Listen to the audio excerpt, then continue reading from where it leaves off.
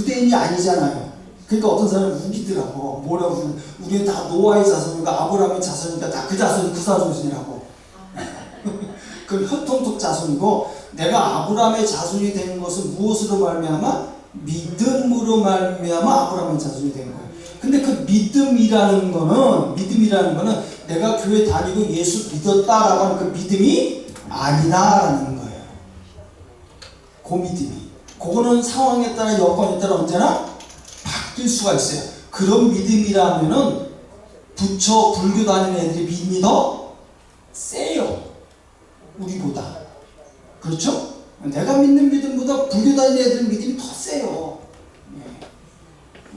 중들은 결혼도 안 하잖아. 항상 못하고만 두지잖아. 얼마나 믿음이 세요. 그런 식의 믿음이라면. 근데 내가 아브라함의 자손이 됐다라고 하는 그 믿음은 어디로부터 내려온 믿음이다? 그렇죠. 그래서 예배서 2장 8절에 믿음을 뭘로 줬다? 선물로 줬다. 왜 선물로 줄 수밖에 없느냐? 우리를 아브라함과 연관시키기 위해서. 아브라함이 갖고 있는 믿음의 정체성을 그 이삭을 통해서, 야곱을 통해서. 그래서 갈라디아에서 보면은 아브라함에게는 첫째 아들 이스마엘이 있었는데 그거는 계집종이에요. 그렇죠? 그건 혈통적으로 낳은 거예요. 근데 이삭은 혈통적으로 낳잖아요. 근데 성경 뭐라고 했습니까? 그게 약속으로 낳았다라는 거예요. 약속. 그러니까 아브라함과 맺은 약속의 자녀가 이삭이고 그 약속의 자녀가 야곱이고 쭉쭉쭉쭉쭉 흘러가서 예수 그리스도를 통하여서 우리에게는 예수 그리스도를 통하여서 하나님 주신 믿음으로 말미암아 아브라함의 자손이 되어졌다라는 특권을 우리에게 주고 있다라는 거예요. 그러면 아브라함의 신앙의 정체성과 예수 그리스도의 신앙의 정체성과 나의 신앙의 정체성이 일맥상통해야 된다라는 것을 반드시 생각을 하셔야 됩니다. 그럼 일맥상통한 것이 뭐냐라고 이야기하면, 그렇죠? 아브라함이 갖고 있는 신앙과 예수 그리스도가 갖고 있는 신앙과 내가 갖고 있는 신앙이 일맥상통한 것이 뭐냐? 핵심적으로 뭐냐? 물어본다면 그건 두 글자 딱 그거예요. 따라합시다. 순종.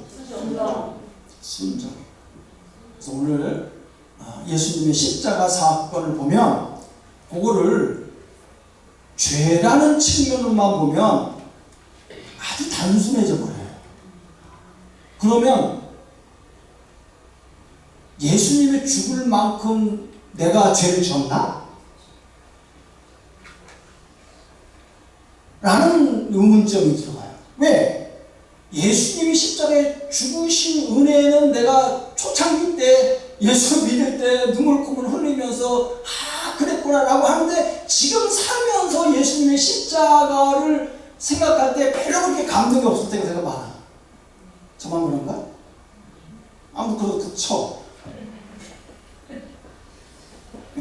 그렇단 말이에요. 그러면 예수님의 십자가 사건을 좀 입체적으로 볼 필요가 있어요. 입체적으로. 그건 뭐냐면 하나님의 관점에서, 나의 관점에서 그 사건을 봐야 되는데, 먼저 오늘 송미경 전사님이 오늘 발표를 준비하셨어요. 감사하게도 나오셔서 발표합니다. 발표하는 분들은 무조건 A뿔이야. 진짜요? 네. 그래야 발표를 하지. 자, 딱 15분 발표합니다.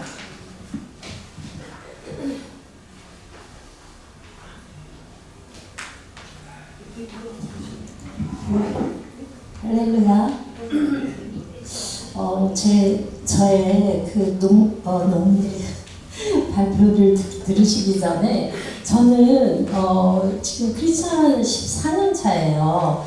그러니까 저는 우리 교수님들처럼 이렇게 말씀이 꽉 차서 막 이렇게 절로 나오는 거 절대 아닙니다. 그러니까 기대하지 마시고 저의 그 수준을 감안하셔서 조금 부족하더라도 들어주시기 바랍니다.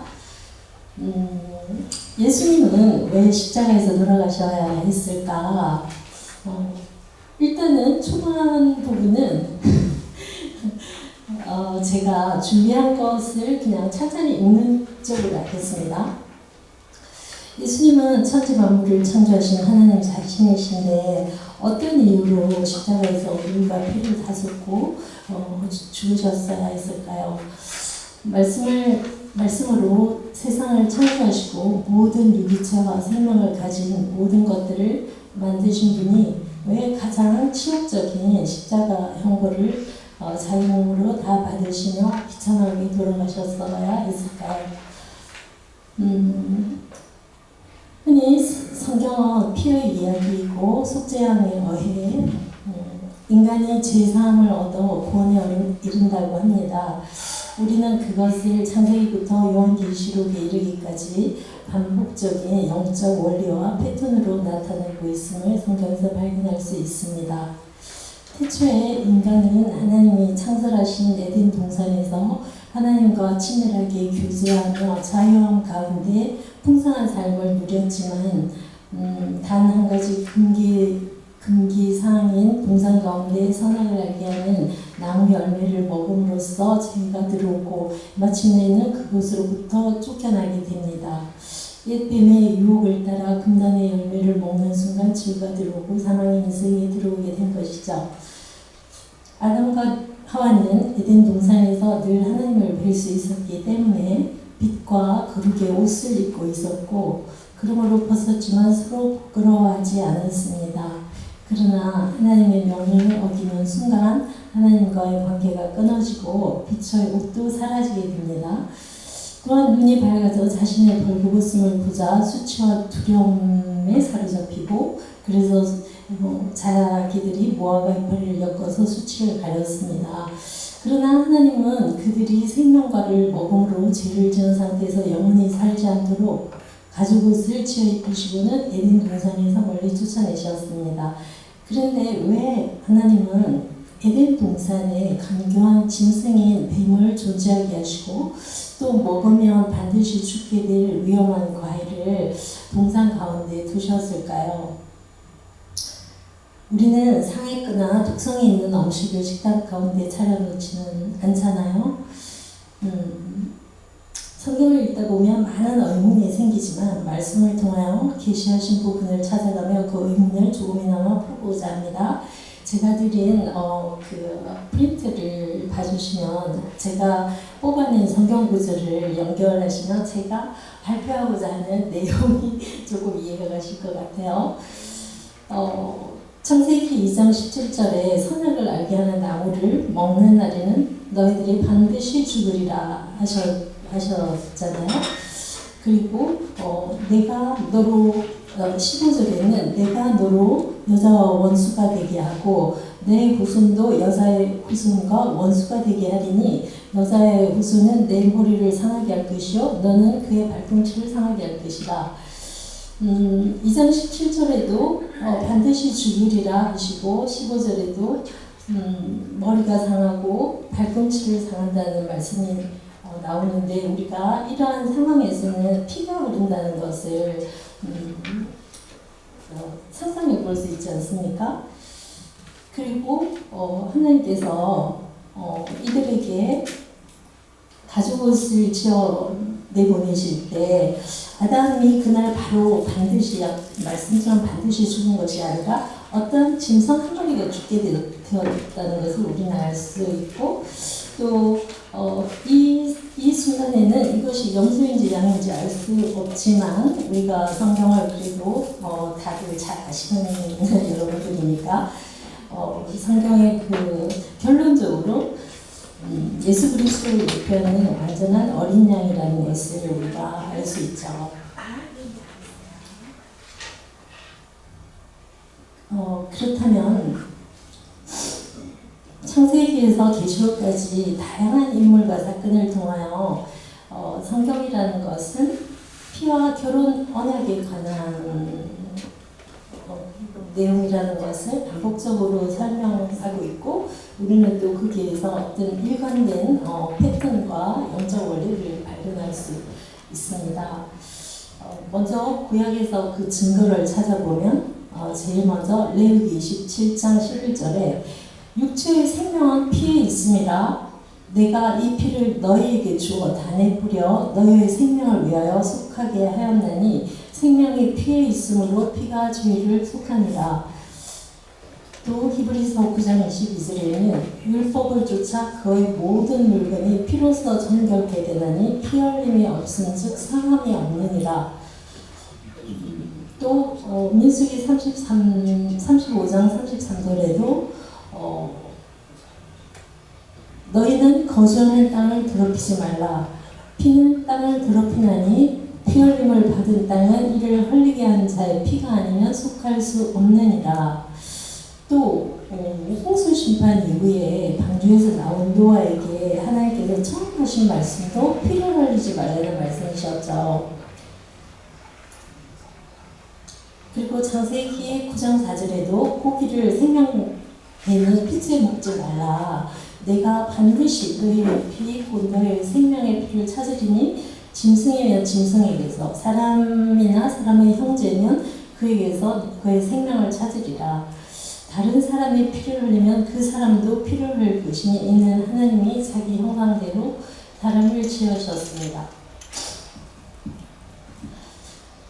이 말씀은 또 사무엘하 21장에서도 굉장히 잘 증거하고 있다는 것을 우리가 발견하게 되는데요. 1절에 다윗의 시대에 해를 거듭하여 3년 기근이 있었으므로 다윗이 여호와 앞에 간구하매 여호와께서 이르시되 이는 사울과 피를 흘린 그의 집으로 말미암음이니 그가 기브온 사람을 죽였음이니라 하시니라. 이 내용은 다 잘 아시겠지만 다 그 이스라엘의 피가 3년 동안 안 왔을 때 다윗이 하나님께 기도하니까 하나님께서 그 이유를 사울이 기브온 사람들을 죽였기 때문이라고 말씀하셨고 그 기브온 사람들에게 다윗이 물었을 때 내가 어찌하여야 너희들에게 어찌하여야 우리 이스라엘의 피가 오겠느냐고 물었을 때 이것은 은금에 관한 일이 아니고 하나님 앞에서 자기 그 족속들의 피를 흘리게 한 사울의 그 집안의 원수 사울 집안의 7 아들을 처형할 때 자기네들이 그 어떤 원한이 풀린다는 그런 말을 하죠. 그래서 그때 이제 다윗이 그 5 아들 미갈의 언니 되는 메랍의 5 아들과 또 사울의 첩 리스바의 2 아들을 7명을 처형을 하자 그때 이렇게 비가 내렸다고 기록이 되어 있습니다. 네.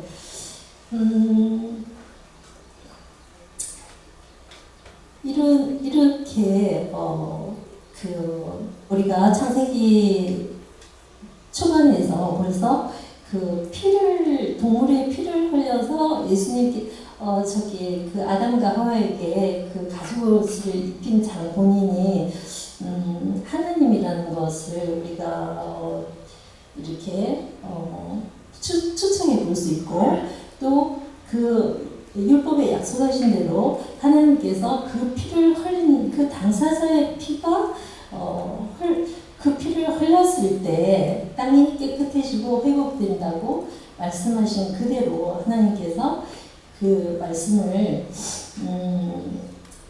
십자가에서 다 성취하셨다고 결론적으로는 그렇게 말씀드릴 수 있겠습니다. 그리고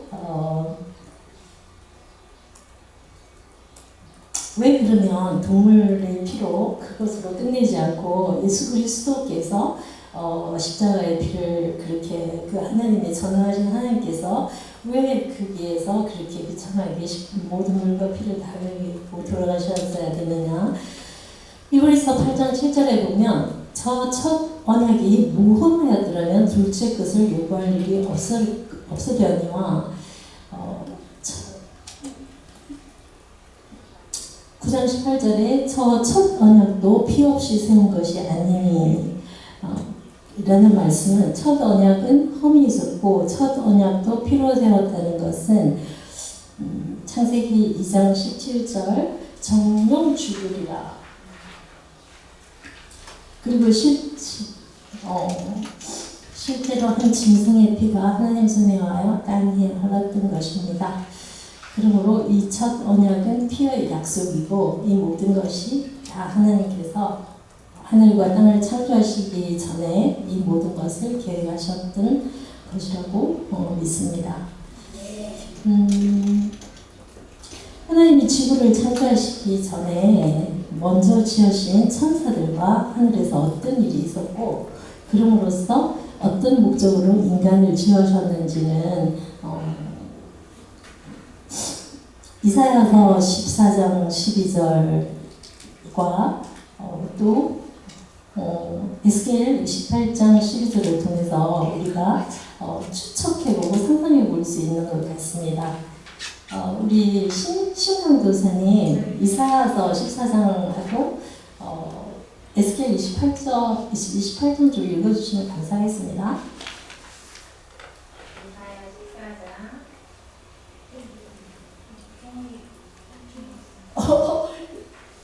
제가 다 예. 죄송해요. 이사야 14장 12절. 너 아침의 아들 계명성이여 어찌 그리 하늘에서 떨어졌으며 너 열국을 엎은 자여 어찌 그리 땅에 찍혔는고 내가 내 마음에 이르기를 내가 하늘에 올라 하나님의 물결 위에 내 자리를 높이리라. 내가 북극 지폐 산 위에 앉으리라. 가장 높은 구름에 올라가 지극히 높은 자와 같아지리라 하는도다. 그러나 이제 내가 수월 곧 구덩이 맨 밑에 떨어짐을 당하리로다. 아멘. 에스겔 28장 12절. 인자야 부로왕을 위하여 슬픈 노래를 지어 그에게 이르기를 주 여호와의 말씀에 너는 완전한 부장이었고 지혜가 충족하며 온전히 안다우도다. 내가 옛적에 하나님의 동산 에덴에 있어서 각종 보석 곧 홍보석과 항보석과 금강석과 항옥과 홍마노와 상옥과 정보석과 남보석과 홍옥과 황금으로 단장하였으며 내가 지음을 받던 날에 내가 너를 위하여 소고와 비파가 준비되었도다. 너는 기름 부음을 받고 지키는 그룹이며 내가 너를 세우매 내가 하나님의 성산에 있어서 불타는 돌들 사이에 왕래하였도다.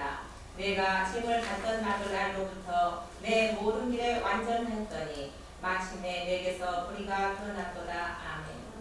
아멘. 아멘. 우리가 이 구절에서 성경에서 구체적으로 여러 반복되는 어떤 사건과 어떤 그런 설명이 많지는 않지만 어떻게 해서 그 에덴의 동산에 그 옛 뱀이 그 강경한 짐승이 거기에 있게 되고 또 어떻게 해서 이렇게 사탄이 이 땅으로 떨어졌는지를 우리가 상상할 수 있을 것 같습니다. 교수님 몇 분 남았습니까? 네. 성경은 한마디로 제가 생각할 때는 그 히브리어로 보면 베르시트 바라 엘로힘 엣 하샤마임 벳 하레츠 7 글자를 하나님은 벌써 하나님을 그 분명하게 그 계시를 하셨고 하나님의 그 전능자이시며 그 성경이 누구를 위하여 전하는가 예수 그리스도라는 것을 1장 1절에서 벌써 어떤 큰 권능으로 벌써 선포하고 나가시잖아요. 그리고 마지막에는 요한복음에서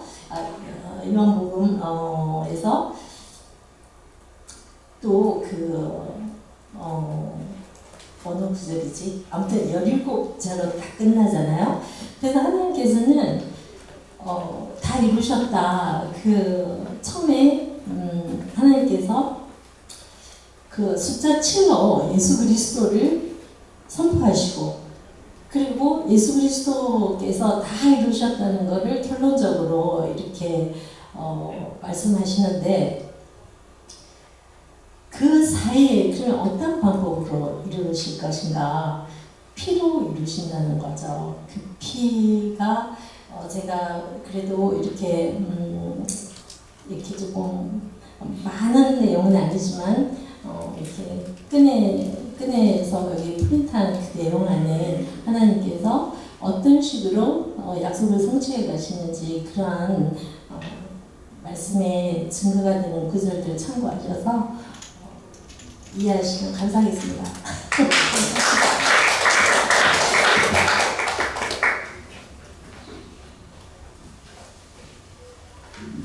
앞에 나와서 한다는 게 쉽지 않습니다. 결론적으로는 피로 말미암아 우리를 구속하신 하나님의 역사다. 그래서 예수님께서 십자가에 죽으셨다라는 게 결론이잖아요. 왜?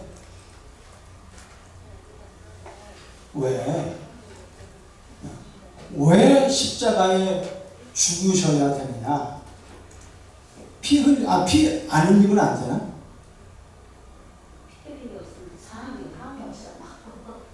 꼭 피 흘림만 있어야 사함이 있나요? 무함이냐?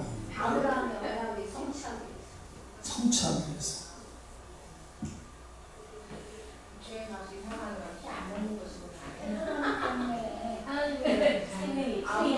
하나님이 전지전능하시잖아요.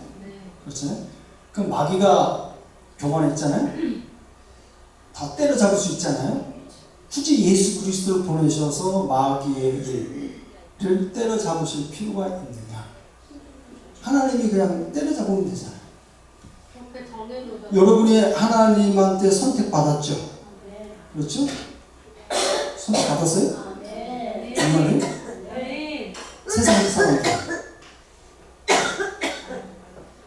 그래서 이게 전도할 때 항상 문제가 되는 거예요. 나는 선택받았고 너희들은 선택 안 돼. 너희는 지옥의 뗄감이다. 우리는 하나님 나라의 백성이다.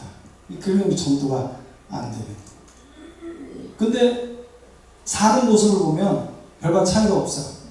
우리는 단지 교회 다니고 예수 믿는다는 것 뿐이야.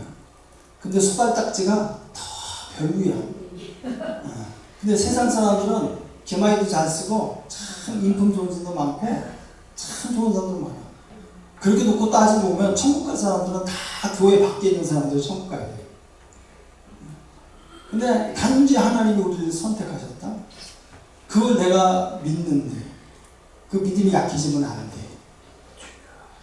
그것을 하나님께서 구원하셨다. 서두에서 말씀드렸죠. 아브라함의 신앙이 순종이고 예수님의 신앙이 순종이고 우리의 신앙도 순종이라잖아요. 근데 우리 삶을 되돌아보면 순종할 때가 많아요? 불순종할 때가 많아요? 솔직히 순종이고 불순종이고 생각을 안 해봤어. 왜냐? 하나님께서 내게 이렇게 하라라고 지시해 본 적이 별로 없어. 우리는 그냥 말씀 보고 믿는 거예요. 말씀 보고 믿었지 하나님이 내게 어떤 음성을 통해서 그렇게 해라 이렇게 얘기해 본 적이 없어요. 만약에 하나님께서 그렇게 얘기를 한다면 우리가 순종할까요? 잘 대답하셔야 돼. 만약에 하나님이 예수님 안 보내고 직접 통치하시는 거야. 진정님 너 이렇게 해라! 그러면 진정님이 예, 자 그렇게 하겠습니다. 이렇게 할까요? 아니면 요리 뺀지 조리 뺀지 환경을 들었을까요?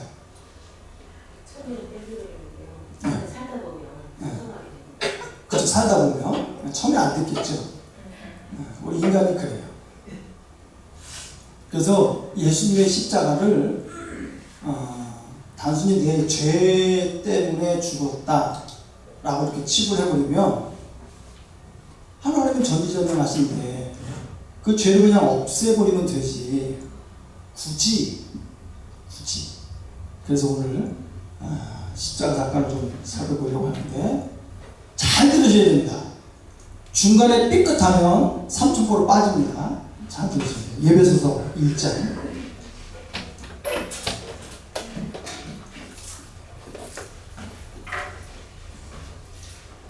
예배소서 1장 3절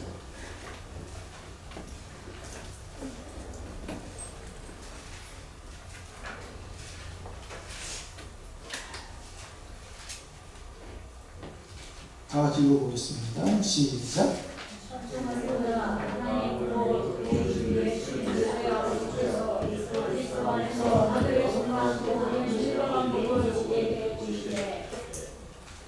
3절의 첫 번째가 뭐라고요? 찬송하리로다. 찬송하리다. 그 다음에요?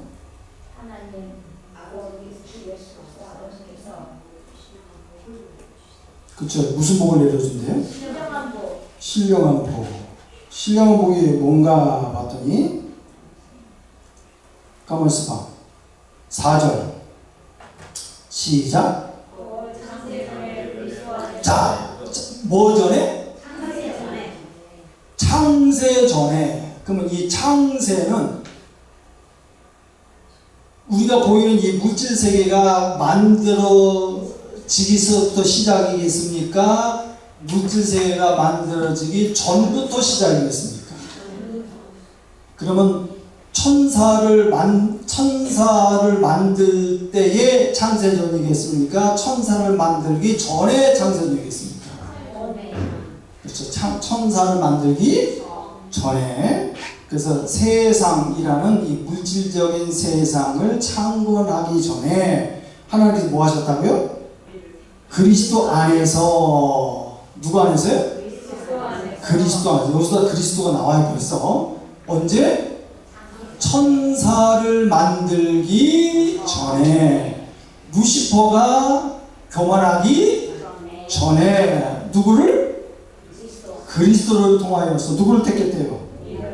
우리를 택했다라고 하니까 심영미 전도사님을 택한 게 아니라, 그렇죠. 누구를 택한 거예요? 사람을 택한 거예요. 사람. 그러면 택한다라는 거는 두 개 이상이 돼야 택하는 거죠. 그렇죠? 네. 그러면 사람 말고 누가 존재해야 된다는 거예요? 다른 존재. 그럼 무슨 존재가 먼저 있었어요? 영적인 존재. 천사들이 먼저 있었다는 거예요. 그러니까 하나님께서는 택했는데 언제 택했느냐? 천사들을 만들기 전에 하나님께서 계획하신 거예요. 뭘 계획하셨느냐? 천사들을 택하지 않고 사람을 택할 것이다.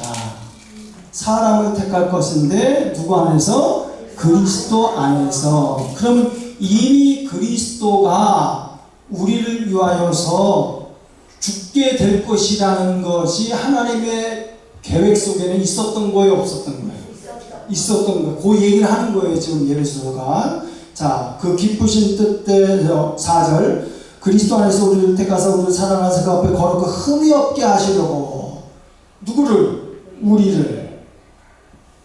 흠이 없게 하시려고. 여러분 흠 있어요, 없어요? 근데 흠이 없게 하려고 한대요. 어떻게 했느냐 봤더니 5절 시작.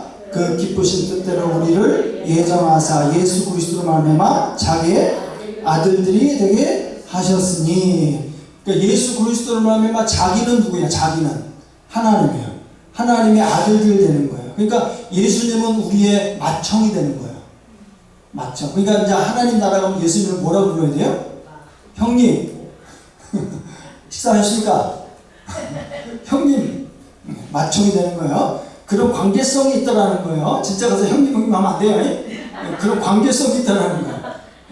그러니까 우리를 하나님의 아들로 택하신 것을 하나님께서 펼치겠다라는 거예요. 이제 우리가 하나님의 아들 된 것으로 인해서 하나님께서 영광을 받으시려고 하는데, 그러면 잘 생각하셔야 됩니다. 내가 창조주가 아니잖아요. 나는 피조물이에요. 지음을 받았어요. 지음 받은 존재가 하나님을 인식하고 스스로 나를 창조하신 분은 하나님이시고 내 모든 영광은 오직 하나님께만 있습니다 라고 고백하는 걸 쉽게 하려면, 이해가세요?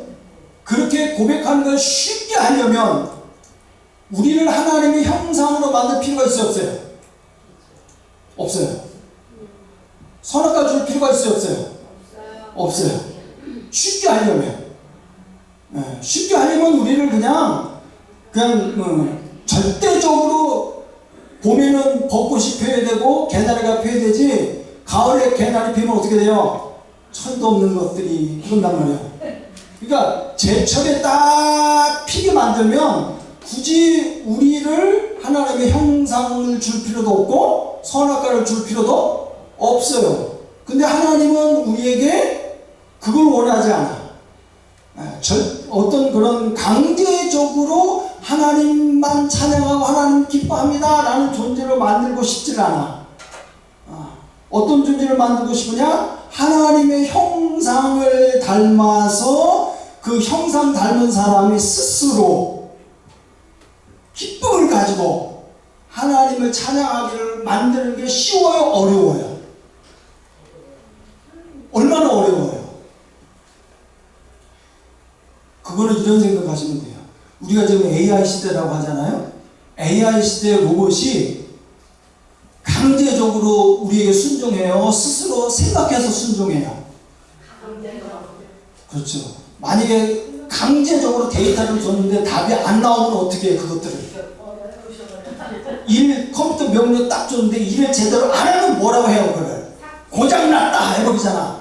근데 우리가 로봇을 만드는데 네가 알아서 해라. 내가 힘들 때 주인 생각을 잘 해가지고 내가 힘들 때는 깨우지도 말고 아침 먹을 것인가 안 먹을 것인가 주인이 생각할 때 주인이 어젯밤에 과음을 했으니까 아침에는 해장국을 끓여줘야겠구나 라고 스스로 생각을 해가지고 그렇게 해라 라는 로봇을 만들기가 쉬울까요? 어려울까요? 왜 어려워요?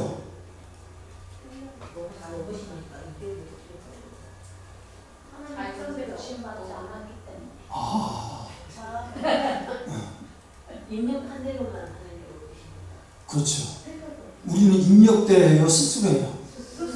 스스로 우리가 하나님을 섬기는 게 쉬워요, 어려워요? 그래서 어려운 거예요.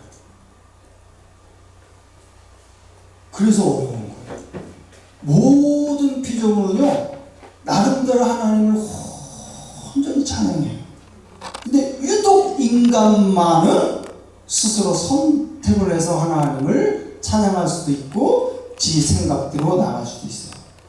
그런 생각을 가진 사람이 하나님께만 온전히 영광 돌리는 게 쉽지 않아요. 쉬울 수 있는 방법이 뭘까요? 어떻게 거듭나요? 어떻게 성령 충만해요? 내가 어떻게 죽어요? 어떻게 순종해요? 그게 돼요? 영으로 어떻게 영으로? 보이지도 않는 걸 어떻게 영으로? 뭐 여러분 맨날 영으로 예배한다고 그러지? 여러분 영으로 예배하는지 아닌지 어떻게 알아? 내 진실만 하면 된다?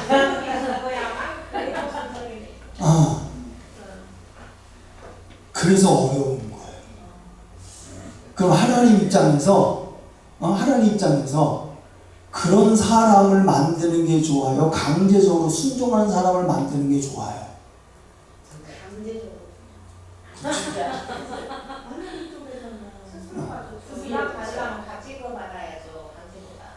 그 값진 것을 받으려면 쉬워요, 어려워요? 그럼 하나님이 그 너무 어려운 것을 하나님이 계획하셨다면 하나님도 손해를 봐야 돼요, 안 봐야 돼요? 하나님은 가만히 있고 니들 알아서 하면 돼요, 안 돼요? 우리 입장에서 하나님도 뭔 일을 해야 될 거 아니에요? 우리가 그렇게 하나님 앞에 온전히 순종을 하려면 하나님도 뭔 일을 해야지.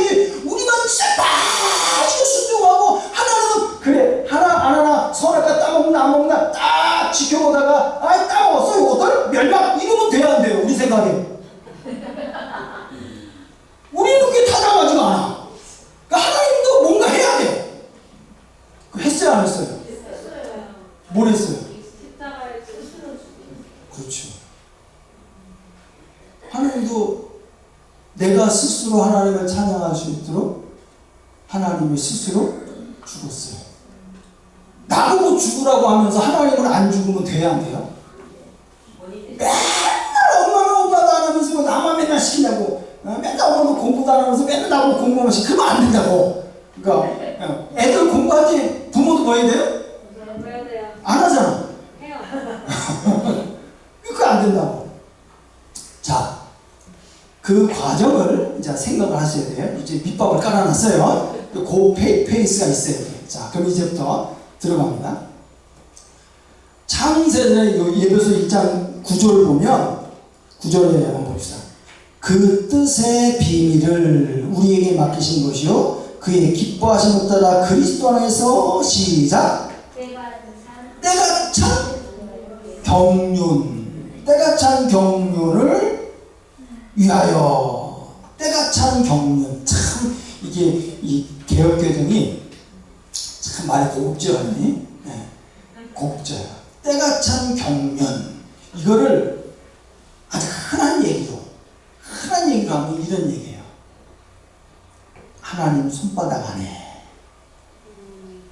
하나님 손바닥 안에 그래서 로마서 11장 33절에 보면 깊도다 하나님의 지혜와 지식이 묘하며 우리는 그 하나님의 경륜을 이해할 수는 없어요.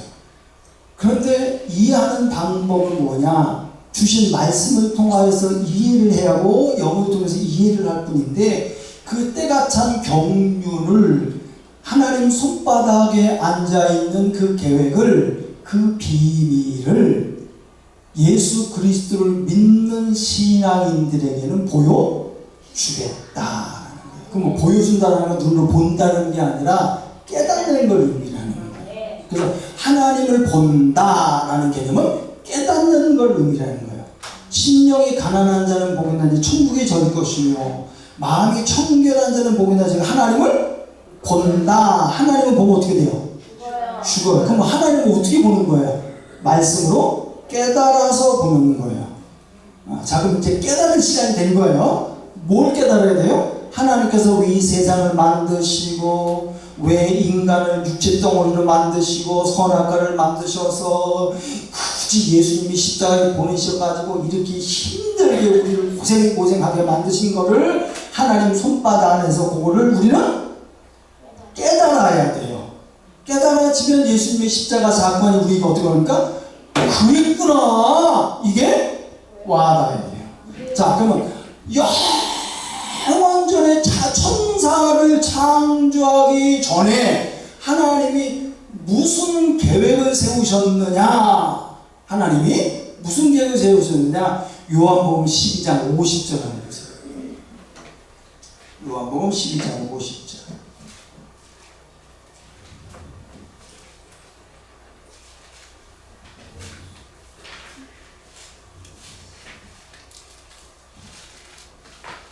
요한복음 12장 50절 찾으셨으면 시작.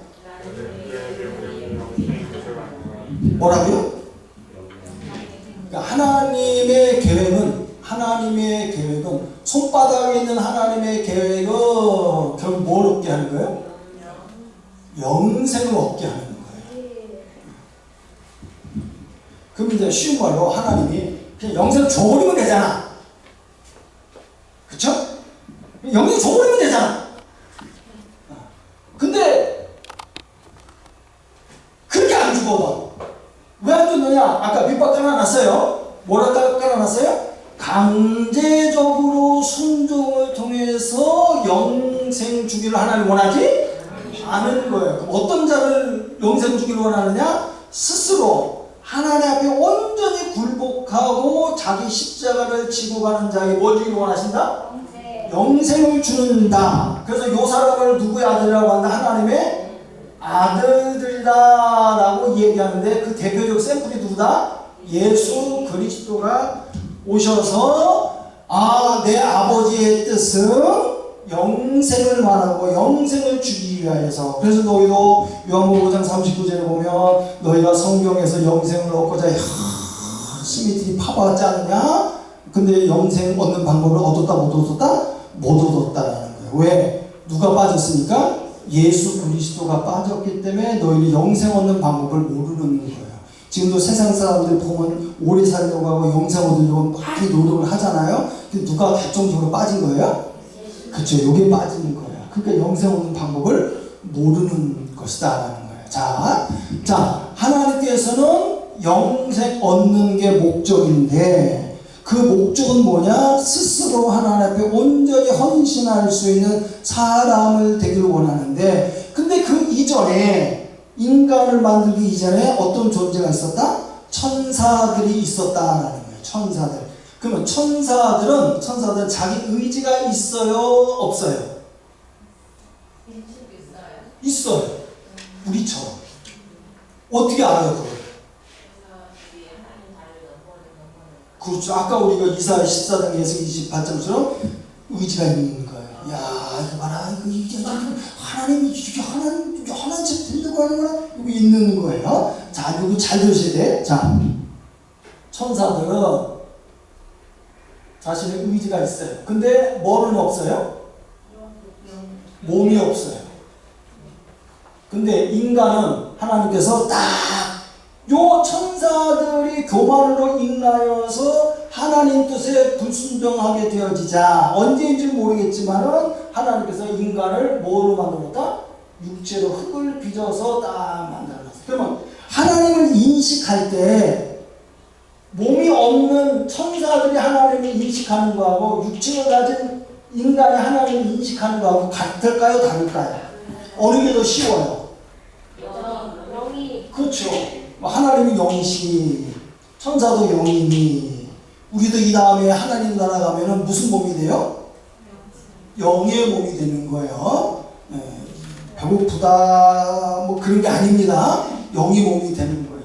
그때는 인식이 되는데 아무쪼록 우리는 육체를 가진 인간이 되는데 여기다가 하나님께서 플러스 시켜버렸어. 뭘 플러스 시켰습니까? 하나님의 형상을 플러스 입혔대요.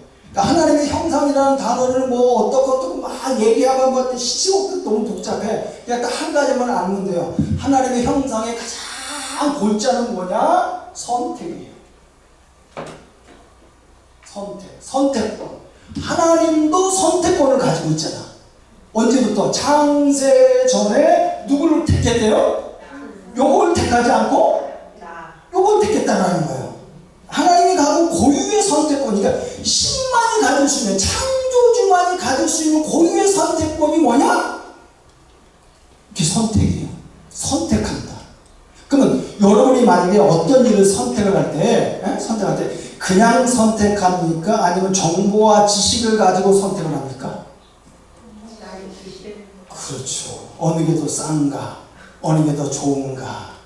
다 정보와 지식을 가지고 선택을 하잖아요. 이 신학교가 좋은가? 그냥 왔겠어요? 친구 따라 강남 왔겠어요? 다 조사를 한다고. 다 보고 어쩌고 더 들어보고 어쩌고 다 자기 계산서 선택을 한다고. 하나님도 하나님이 가지고 있는 고유의 성품 중에 선택권이 있는 거예요. 그걸 우리는 교리상으로 뭘 얘기한다? 주권적 선택이라 그래요. 주권적 선택. 그럼 우리도 주권적 선택이 있어야 돼요, 없어야 돼요?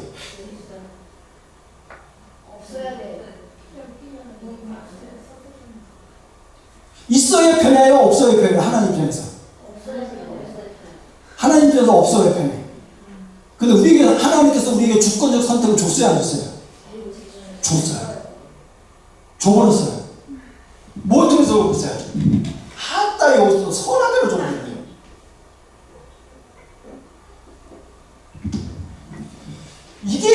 이게 여러분 선악과를 먹은 게 우리에게 복일까요? 안 먹은 게 복일까요? 이 생각을 잘해야 돼, 이제. 선악과를 먹은 게 우리에게 복일까요? 선악과를 안 먹은 게 복일까요? 그러니까 어떤 사람이 그렇게 얘기를 해. 야, 말이야, 하다가 선악과를 안 먹었으면 우리가 에덴으로부터 지금까지 계속 영원토록 살았을 텐데. 그랬을까요? 그럼 선악과를 먹은 게 복일까요? 안 먹은 게 복일까요? 먹는 거 그거고 안 먹으면 어떻게 될까요? 그거 필요 없어. 아담과 하와가 선악과 안 먹었을 때는 어땠어요? 벗은 줄 몰랐잖아. 그럼 그 벗은 줄 모르는 게 좋은 거야, 안 좋은 거예요? 좋아요. 그래 좋아요.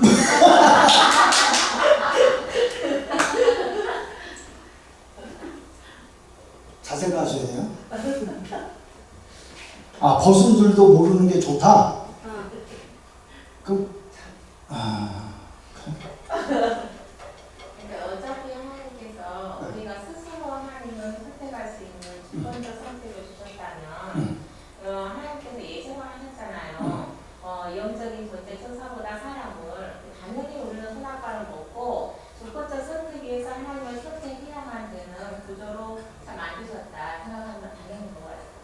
당연히 먹어야 되죠. 네. 먹어서 좋은 점이 뭘까? 때가 좀 다를 뿐이지. 십자가로 통해서 우리가 거듭나는 또 구원의 사정을 통해서 영화까지 갈 수 있게 되는 거죠. 그렇죠. 아유, 근데 아담과 하와가 그렇게까지 생각했겠어요? 그걸 누가 잘 알고 있냐면 사탄이 잘 알았어요. 사탄이 아담과 하와가 뭐라 그래요?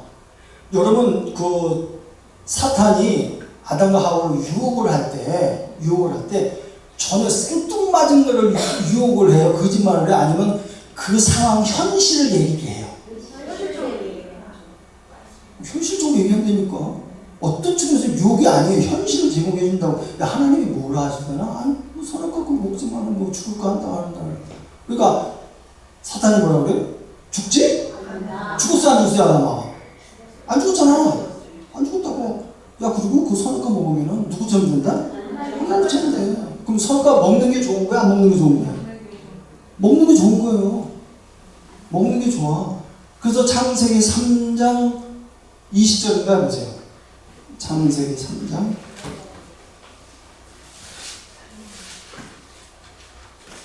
22절.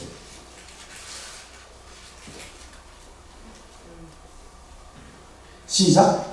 하나님이 이르시되 보라 이 사람이 선악을 아느니에 이는 하나가 되었으니 다 여기서 이제 문제가 생긴 거예요. 뭐냐?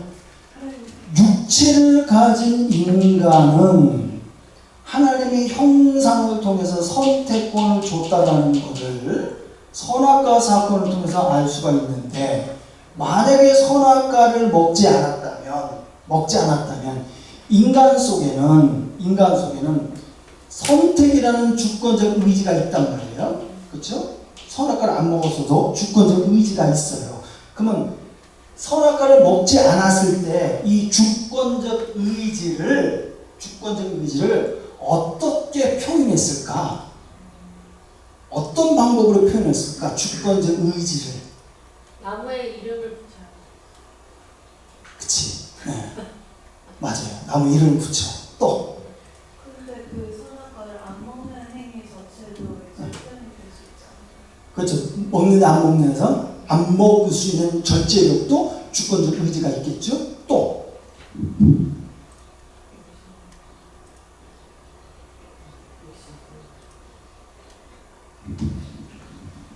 욕심이 나쁜 거예요? 좋은 거예요? 대부분 욕심하게 되면 우리는 어떤 개념을 생각해요? 좀 안 좋은 개념으로 생각해요. 그렇죠? 근데 하나님이 욕심이 있을까 없을까? 있어요. 이런 측면으로 따지면 하나님 욕심쟁이야. 욕심쟁이에요. 아니, 하나님 못하신 것도 강제로 수정을 하면 되지. 뭐하도 그렇게 이렇게 힘들게 말이야. 하나님 욕심쟁이에요. 우리도 욕심이 있어요, 없어요? 있어요. 선악과를 먹기 전에도 우리는 뭐가 있는 거예요? 욕심이 있기 때문에 뱀의 사단의 말에 그 유혹에 넘어질 수밖에 없는 거예요. 욕심이. 그러면 천사들 소위 얘기하고 있는 루시퍼 일당들은 욕심이 있어요, 없어요? 있잖아요. 누구처럼 되려고 한 거예요? 하나님처럼 되려고 하는 욕심이 그 안에 있었단 말이에요. 그렇죠? 네. 높은 자리에 올라가려고 하는 욕심이. 선악과 먹기 이전에도 우리는 하나님의 형상으로 지음받았기 때문에 그 주권적 선택권이 있기 때문에 그 주권적 선택을 하기 위한 밑거름은 뭐가 되어야 되느냐? 항상 욕심이 있어야 돼요. 욕심이 없으면 선택할 필요가 있어요, 없어요? 없어요. 욕심이 없으면요, 선택할 필요가 없어요. 나는 뭐 욕심이 없다라고 하는 사람은 선봉이야. 네. 그래서 어떤 사람은 뭐 그릇을 깨가지고 나는 이것처럼 바싹 깨졌어. 깨자고 나는 욕심이 없어라고 하지만 그 깨진 그릇 위에다가 욕심을 쌓아. 그게 인간이에요.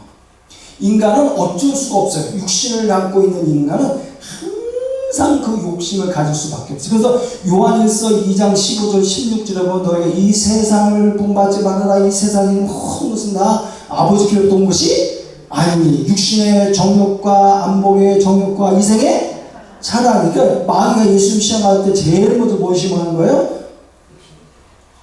먹어봐. 똑같아 해봐라. 그 육신이라는 한계를 뛰어넘을 수가 없어요. 육신. 그래서 잘 생각해보세요. 그런 욕심이 밑바탕 되어진 그런 주권적인 욕심이 가지고 있는 이 욕심이 막 자라게 되면 이 욕심이 잉태한 지 뭐가 나오는 거예요? 여기서 죄가 나오는 거예요. 죄를 하나님이 만드신 게 아니에요. 인간이 가질 수밖에 없는 인간만 왜 하나님께서 이런 선택의 문제를 우리에게 주셨고 이 문제를 통해서 죄라는 문제가 나오게 되어주고 그 죄를 장성하며 얻는다? 죽는다. 근데 이 죽는다라는 것이 육신이 죽는 거예요? 혼이 죽는 거예요? 혼이 죽는 거예요. 근데 사탄은 뭘로 본 거예요? 죽는 거를. 육신이 죽는 걸로 본 거예요. 그러니까 하나님이 고단수예요? 마귀가 고단수예요? 하나님이 고단수예요. 이 마귀 요 새끼들이 하나님의 손바닥에 있는 경륜을 어떻게 이루는가를 마귀들이 이 영이니까 알잖아. 그게 들통이 나면 안 되잖아요. 그러니까 하나님이 싹 가려놨어. 뭘로만 볼 수 있게? 육으로만 볼 수 있게. 딱 하나님께서 아무도 모르게. 그러니까 하나님께서 선악과 먹으면 죽는다. 이거 먹으면 버벅이면 죽는 거야. 아유, 반드시 죽지? 않는다라고 이야기하는. 근데 하나님께서 죽는다라는 건 뭐가 하는 거예요? 혼이 죽는 거예요. 그 마음의 생각과 뜻이 이 혼이 죽는 건데, 자 하박국서 2장 4절 보세요. 하박국 2장 4절.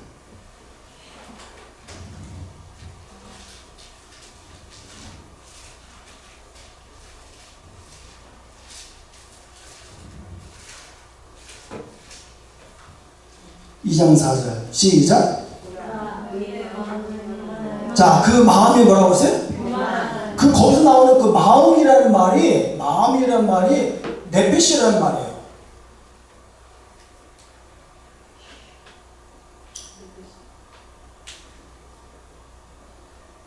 네페시라는 말인데 그 마음, 네페시가 뭐예요? 혼이라는 거예요. 혼. 자, 5절 보세요. 5절. 술을 즐기며 거짓되고 교만하여 가만히 있지 아니하고 스월처럼 지옥처럼 자기의 욕심, 그 욕심이라는 말도 네페시예요. 개혁성경은 마음과 욕심을 같은 네페시라고 써요. 그러니까 이 말은 뭐냐면 혼이 마음과 정신과 생각인데 마음과 정신과 생각 속에는 항상 뭐가 있다는 거예요? 욕심이 내재되어 있는 거예요.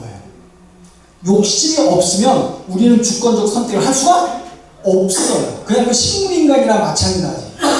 그런데 그 욕심을 하나님의 영광을 위한 거룩한 욕심으로 내야 돼요. 우리 이 세상 살아갈 때도 욕심 때문에 다 살아가잖아요. 자꾸 욕심 없으면 안 돼요.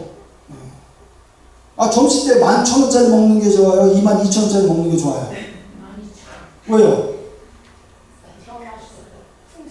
우리는 먹어보지 않았지만 가격으로 이미 티코 타는 게 나아요? 그랜저 타는 게 나아요?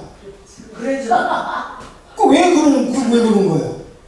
아니 하나님 영광 돌리려면 목사가 말이야 티코 타고 나머지 돈을 하면 선교하지 말이야 교인 사준다고 해서 그랜저 타고 다녀? 이렇게 이해하는 사람 있어요 없어요? 있어요. 그 욕심이라는 게 다 있단 말이에요. 욕심이. 그 욕심 때문에 결국 판단을 하게 되어진다라는 거예요. 그 욕심 때문에. 근데 그 욕심이 하나님의 영광을 위하여서 나아가는 욕심이어야 되는데 우리는 육을 가지고 있기 때문에 대부분 육의 정욕과 안목의 정욕과 이생의 자랑으로 흘러갈 수가 무진장 많은 거예요. 그런 것들이 무진장 많은데 거기다가 하나님께서 첨가를 해버렸어. 뭘 첨가해버렸냐? 선악을 알게 하는 나무까지 첨가해버렸네. 그럼 이거는 불안정에 붙이지라는 거예요. 욕심이 많은데 뭐까지 알아버린 거예요? 선악까지 알아버린 거예요. 근데 마귀는 선악을 알까 모를까? 몰라. 마귀는 선악을 몰라. 마귀 어떻게 여러분 생각해보세요.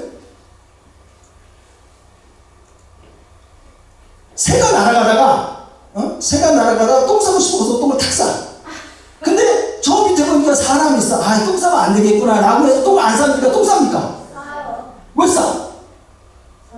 선악을 모른다니까요. 마귀는 선악을 몰라요. 여러분 보세요. 마귀 들려서 미친 짓 하는 사람이 정상적으로 아름답습니까? 아주 추잡합니까? 근데 그 추잡하다는 걸 알아 몰라? 몰라요. 보세요. 예수님께서 마귀를 쫓아내실 때에 마귀가 예수님이 하나님의 아들이신 걸 알았어요, 몰랐어요? 알았잖아. 근데 뭘 안 해요? 회개를 안 한다니까, 그것들이. 왜? 에? 선악을 모르면 회개를 할 수가 없어요. 여러분, 선악을 안다라는 것 자체는, 선악을 안다라는 것은 구분한다라는 거예요. 분별한다라는 거예요. 똥인지 된장인지 옳고 그름을 구분한다라는 거예요. 그런데 선택권을 갖고 있는 사람에게 욕심이 항상 이게 나쁜 욕심이 아니에요. 그런 욕심이 지배되어 있는 사람에게 선악을 알게 한다는 거는 이건 마치 누구처럼 되는 거예요? 하나님만이 가지고 있는 고유의 성품까지 된다는 거예요. 이건 하나님이 우리를 엄청나게 높여놓는 거예요. 엄청나게. 그런데 하나님께서 여기다 플러스해서 선악과를 먹는 반드시 뭐한다? 죽는다. 요게 법이죠? 네. 그렇죠? 예, 법이에요. 자, 한번 생각해보세요. 법이 없으면 그것이 욕심인지 죄인지 알까요? 모를까요? 몰라요. 법이 있어야만 이게 내 욕심이구나, 이게 죄구나. 남의 거 훔쳐가지고 깜빵 들어가 봐야 이게 죄구나 알지? 그게 법이 없으면 남의 거 훔쳐도 양심에 꺼릴 필요 없다니까요. 법이 없으면. 그러니까 딱 하나님께서 요 높여놓고서 먹으면 죽는다라고 하는 법을 딱 만들어 놓으니까 선악을 먹으니까 사람이 뭐 생각하겠어요? 이제 이러면 안 된다라는 불순종이구나 라고 하는 생각이 딱 들어가는 거예요. 딱 들어갔는데 그러면 순종할 수 있는 방법, 순종할 수 있는 그 길도 아는 게 모르는 거예요. 그렇지 않은 거예요. 예. 어떻게 살아야 되는가구나 라는 걸 그걸 알게 되어주는 거예요. 그러니까 여러분 보세요. 예수님 오시기 전에 에녹과 같은 사람들, 아브라함 같은 사람, 다윗 같은 사람도 하나님의 선한 뜻에 맞춰 살아가잖아요. 예. 그런 경험들이 전부 다 축적이 되어지는 거예요. 그러면 하나님께서 욕심 가진 인간에게 선악과를 통하여서 옳고 그름의 문제까지 던져주면서 하나님처럼 되지만 그러나 그것은 법이야. 그건 법이야. 먹으면 안 돼. 정령 죽어. 법이 정해졌어. 그 법이 정이 딱 지니까 인간의 양심 속에 이거는 하나님께서 하지 말라 하신 거야. 이건 악한 거야. 그러니까 아담과 하와가 선악과를 딱 먹자마자 한 행동이 뭐가 있어요? 숨어요. 숨었어요. 왜 아니 숨기잖아요. 부끄러워요. 왜 부끄러워? 벌써 왜? 아니 선악과 먹었는데 벌금 벗은 게 왜 부끄러워? 눈이 밝아지고 벌금 벗은 게 부끄럽나?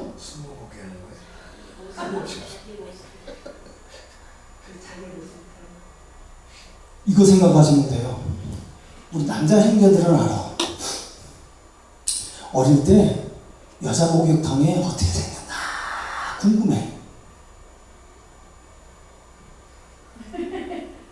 김인성 전사님? 여자 목욕탕이 어떻게 생겼나 궁금해. 여자의 벗은 몸이 되게 궁금해. 호기심 많단 말이야. 근데 그걸 보면 나쁜 거라고 생각해요? 좋은 거라고 생각해요? 나쁜 거로요. 그 인식이 되니까. 왜?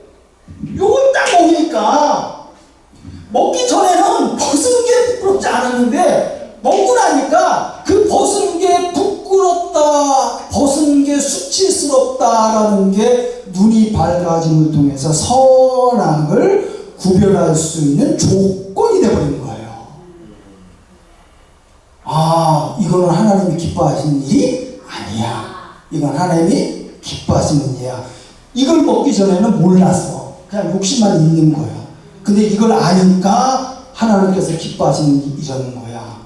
그러니까 선견자들이 설교하고 하나님이 기뻐하시는 일로 돌아오십시오 라고 이야기해요. 그러니까 벌거벗은 것 자체가 부끄러운 일이 되어버리는 거예요. 수치스러운 일이 되어버리는 거예요. 제가 예전에 들었던 말씀은 그때 이제 인간의 눈에는 보이는 옷은 안 입었지만 은혜의 옷은 입고 있었다. 주님의 임재 안에 있었으니까. 근데 선악과 따먹는 순간 그게 벗겨지면서 수치가 드러나는 거라고 말씀을 드리려고 그럼 그냥 갖다 붙인 거지. 오늘 은혜의 옷을 입어요. 은혜의 옷을. 그때부터 이제 끊어졌어요. 그러면 하나님의 계획수. 그러면은 그거 만약에 끊어버리면 선악과 줄 필요가 있어요, 없어요? 그건 줄 필요가 없지. 이게 과정이 되니까요. 반드시 인간이 이 과정을 통해서 뭘 만들어야 돼요? 이걸 만들어야 돼요. 여기까지. 그럼 만약에 은혜의 옷을 입히셨다라고 하면 이걸 줄 필요 없고 은혜의 옷을 입힌 상태로 영생시켜버리면 돼. 뭐 이런 과정을 만들어. 인간의 실존 자체는 선악을 알고, 그러니까 우리 사람들이 전부 다 재판관이 판단하기도 하고 우리도 판단을 하잖아요. 그 판단 다 한단 말이에요. 마치 하나님처럼. 그렇게 하나님처럼 판단하는 사람들이, 그런 지위에 있는 사람들이 하나님 앞에 온전히 하나님만이 답입니다 라고 순종하는 게 쉬워요, 어려워요? 어느 정도 어려워요? 그거는요, 세상이 뒤집어져도 그걸 할 수가 없어요. 그걸 할 수가 없어요. 자, 그리고 또 한 가지. 이렇게 욕심 가진 사람이 선악을 알고 이렇게 살아가고 이런 법 아래 있는 이런 모습을 가지면은 인간 존재 자체가, 인간 욕심으로 인간에서 죄가 풍성해진 이런 존재 자체가 스스로 깨달아서 내가 죄인입니다라고 회개할 수 있고 고백할 수 있을까요, 없을까요? 할 수가 없어요. 그러니까 그 욕심으로 인해서, 죄가 인해서 사망에 이르는 이 단계를 인간 스스로는 할 수가 없어요. 왜? 이게 꼬라지가 이런데 이거 어떻게 이걸 깨닫느냐라는 거예요. 절대 그건 할 수가 없어요. 그러니까 하나님의 경륜 속에서 이런 문제를 누가 이루시겠다? 내가 하겠다. 이 죄의 문제를, 인간의 욕심의 문제를 내가 하겠다. 그럼 내가 책임지겠다. 왜? 너희를 할 수가? 근본적으로 할 수가 없어. 근본적으로. 그러니까 우리가 예수를 믿어도 죄를 져요, 안 져요? 짓죠. 죄를 짓단 말이에요. 그럼 예수님이 십자가에 죽어주신 것이 예수 믿는 사람들만 용서해 주신 걸까요? 안 믿는 사람들도 용서해 주신 걸까요? 웃기고 있네. 고린도후서 5장 15절. 고린도후서 5장 15절.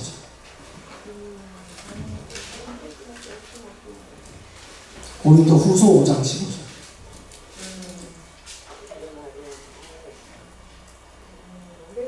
시작. 누구를 위해 죽었대?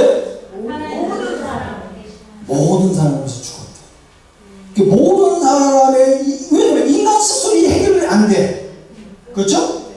그러면 천국 가고 지옥 가는 거는 이런 죄 때문에 천국 가고 지옥 가는 게 아니라, 그럼 뭐 때문에 천국 가고 지옥 가느냐? 예수를 믿느냐 안 믿느냐. 그 요한복음 16장 9절에서 성령이 오시면 죄에 대하여라 하면 저희가 날 믿지 않았다. 그러면 믿는다는 게 뭘까요?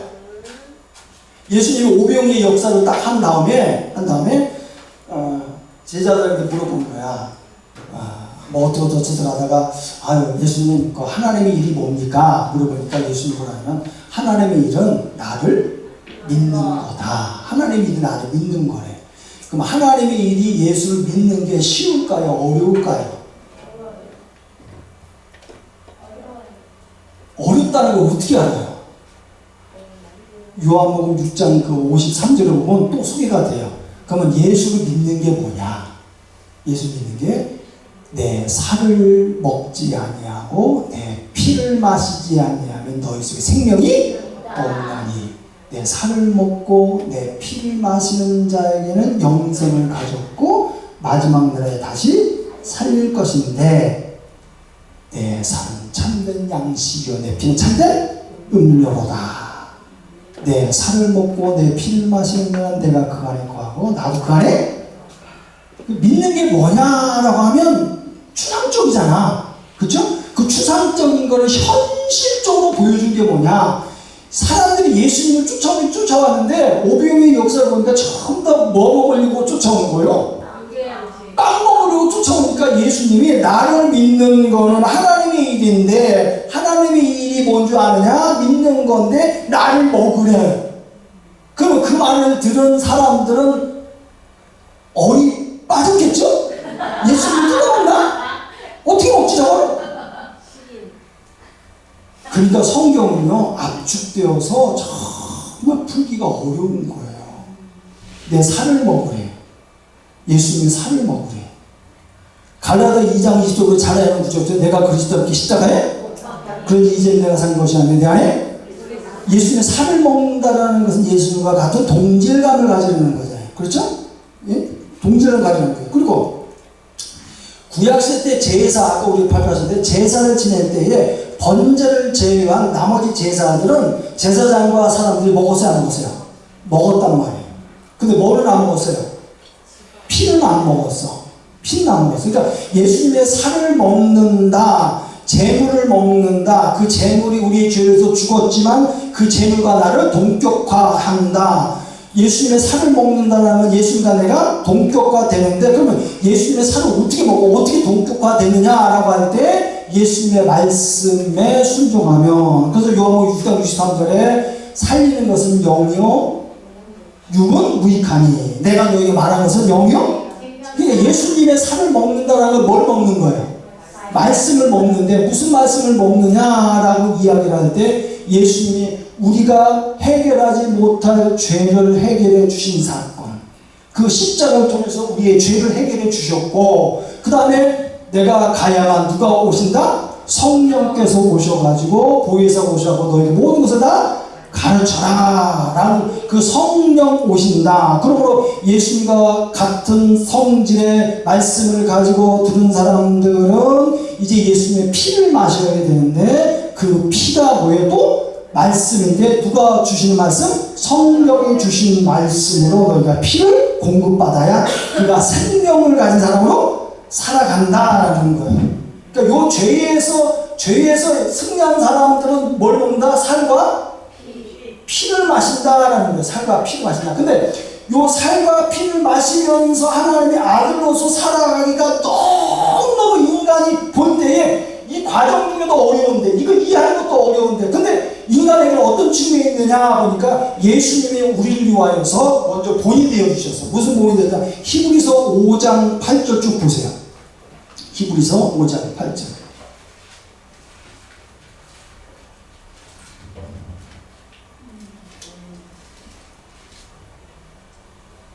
자, 시작.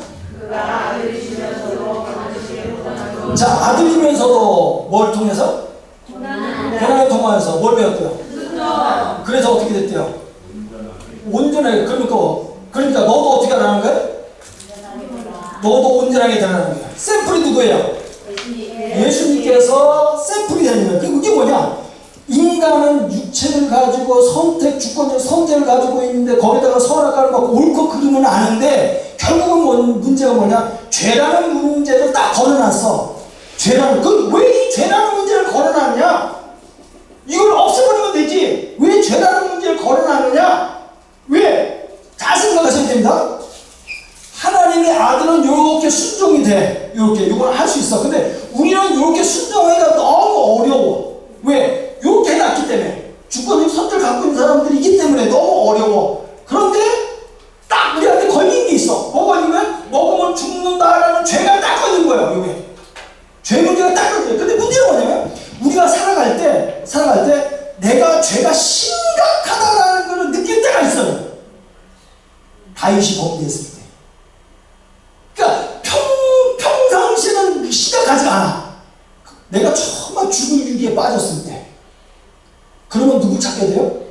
내가 해결할 수 없는 어떤 존재를 찾게 돼. 그때 하나님께서 너를 사랑하기 위해서 우리 어릴 때 부부싸움 우리 어머니 부모님이 부부싸움 많이 했대요. 많이 했어요. 우리 부모님들이. 내가 그걸 어떻게 알았냐면 우리 커서 이제 부부싸움 하지 말자 막 그랬는데 제가 큰 다음에 신앙생활 다 있을 때에 내가 힘들 때에 하나님께서 내게 어떤 감동 주시냐면 네가 부부싸움 할 때 혼자 외로이 있었지 않느냐. 그러나 그때 너를 혼자 두지 않고 내가 네 옆에 있었다. 그 어려운 환경을 통해서 깨닫게 돼요.